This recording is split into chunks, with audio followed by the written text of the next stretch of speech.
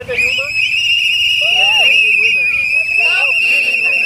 Stop killing women! Stop killing women! When the children get lost, where are they disappearing to? Why are we getting them, all of them coming back dead?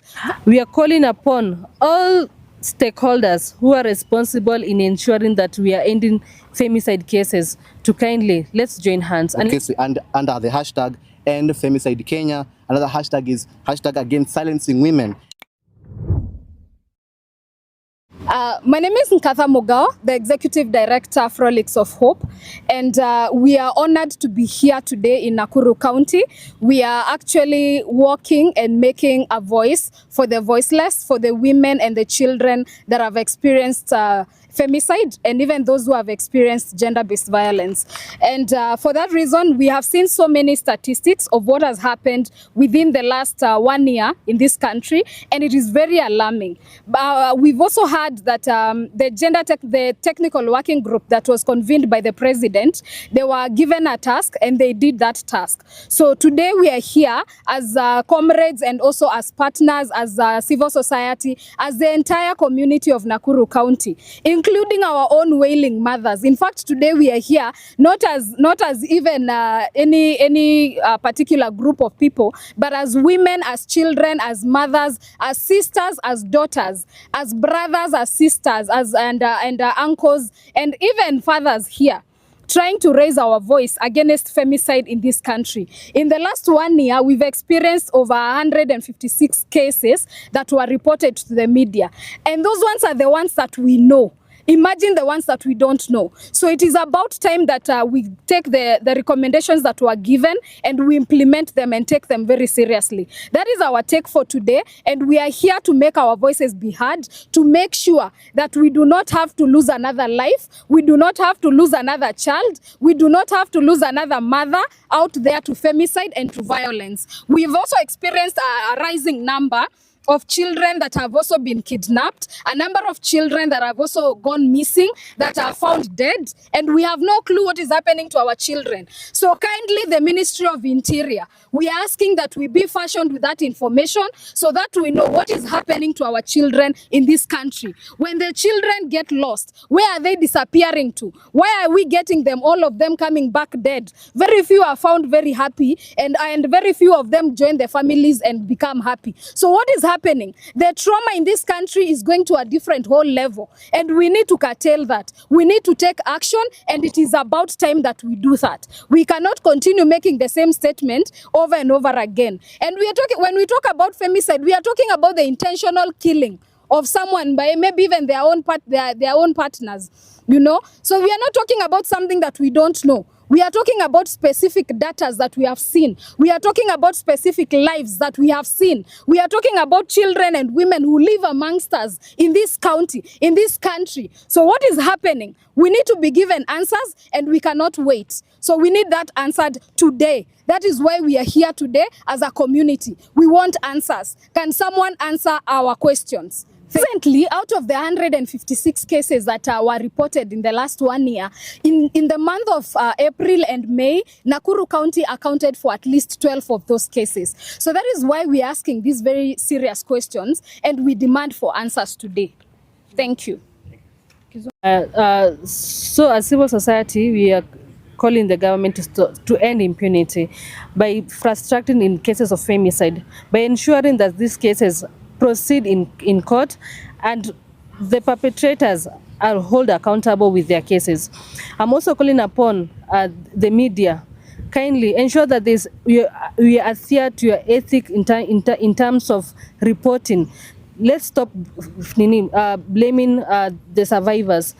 Let's not put the survivors on the spot in terms of questioning them, like why or how did these things happen.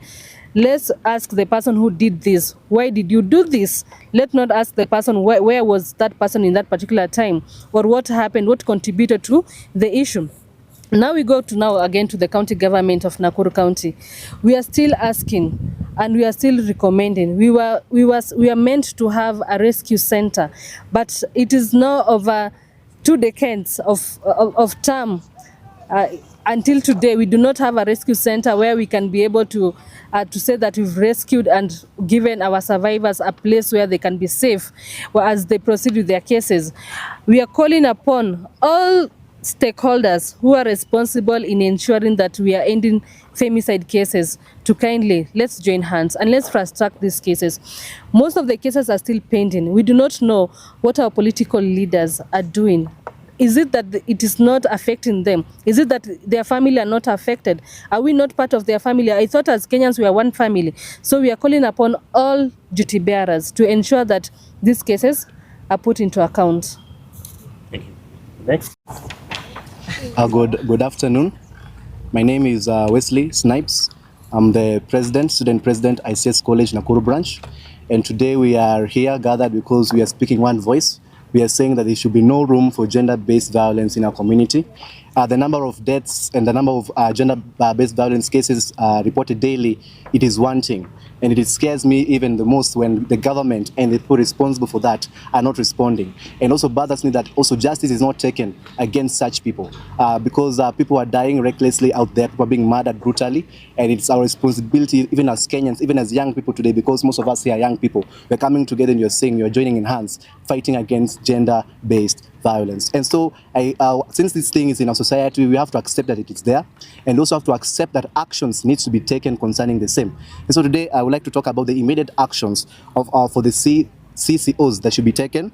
So number one, they need to endorse and support the proposed Nakuru anti-femicide demonstration. They need to be supporting these kind of demonstrations. When people are out there on the streets talking and shouting against this, they should be supporting. They should be the ones saying that, yeah, you guys are right, and they're going to do something against gender-based violence. Because because we're hearing this, the government people are responding, but even the way they're responding, it is not good. They never want to take the blame. They never want to take responsibility for these kind of things, because people are dying recklessly. Women are being murdered out here. Children are being kidnapped, being killed as well. So we need to take action against that. Number two, we also need to establish a joint CSO task force to monitor TWG implementation, GBV case progression, and media ethics compliance. So we need to make sure that GBV has been properly addressed in our country, especially even our city of Nakuru. We need to make sure that people are addressed concerning this matter, especially those people that demand justice, because families are being separated, our mothers are being murdered, sisters, children.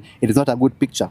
And number three, we also need to prepare and submit a memorandum to Nakuru County government and the national government within a 14-day response deadline. So I don't understand why the government takes a long time to respond to these cases. It takes a long time. It takes a long time. It shouldn't take a long time. This is a national emergency. When people are being murdered recklessly out there, it is a national emergency, and the government should address this and they should respond, and they should do it at least in a period of between 14 days of the action taken. So we need also to coordinate media monitoring and public advocacy under the hashtag End Femicide Kenya. Another hashtag is hashtag against silencing women, and also a hashtag against justice for women. Women are the most important people in our world.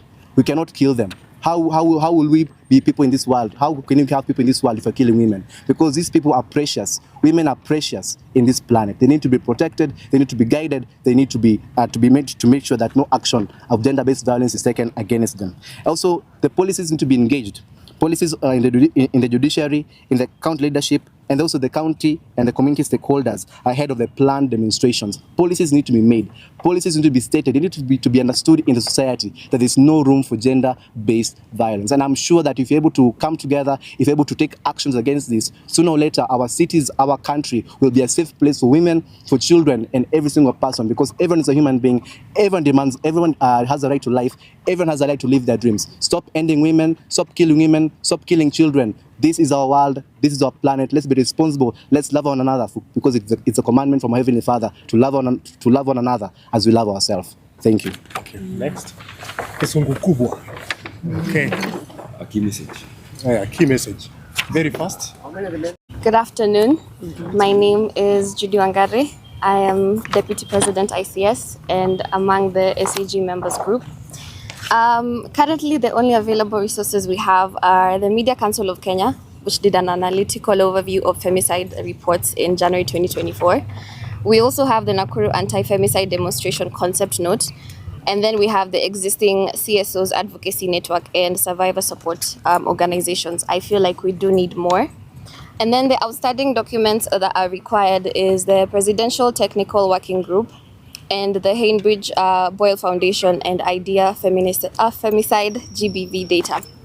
I feel like if the government wants to keep seeing people march, if the people have to keep marching for the government to realize that this is a national disaster, the government has already failed its people. So they need to take action as soon as possible. Thank you.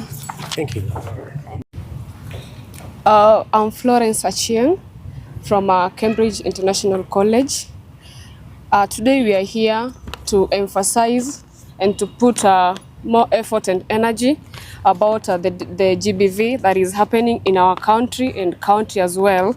And we've just realized that the government is relenting on these issues and our family are in pain that much. So in the areas that we've just discovered, we need government to do something on law and enforcement and justice to improve on the investigations and even to the prolonged trials and weak enforcement on protection.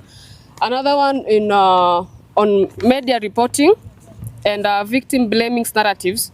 We should not ask them or question them. Once a victim is in crisis, what we should do is to seek guidance and give help in which way that we can do.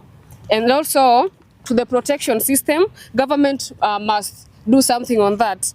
Like we need survivors also to be supported. We have limited shelters. The government are supposed to do something like to create and to build or to bring in more organizations that can support women and even children. And also data and documentation.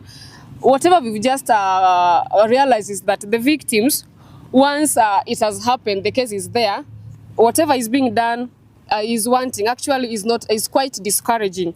And due to the absence of reliable county level of femicide data, this one is discouraging like women and even girl child at the youth stage of person like me here. The government is taking zero effort to make sure that our girl child are supported, our children are supported, or we get that better security from those who are in the offices. In parliament and even in the other offices, government offices, we have women. And these women are just silent. And we are the families who they are. We are the people who have placed them into the offices. And so if they can't stand in for women, if they can't stand out for us, then who will take them to these offices for the next time? So we are calling the government to be in the front line, to assist women, to stand for children. Let their voice speak out louder than even us. Thank you. Who next? Good afternoon. My name is Judy Wangari. I am Deputy President ICS and among the SAG members group. Currently, the only available resources we have are the Media Council of Kenya, which did an analytical overview of femicide reports in January 2024. We also have the Nakuru Anti-Femicide Demonstration Concept Note. And then we have the existing CSOs advocacy network and survivor support organizations. I feel like we do need more. And then the outstanding documents that are required is the Presidential Technical Working Group and the Hainbridge Boyle Foundation and IDEA Femicide GBV data. I feel like if the government wants to keep seeing people march, if the people have to keep marching for the government to realize that this is a national disaster, the government has already failed its people. So they need to take action as soon as possible. Thank you. Thank you.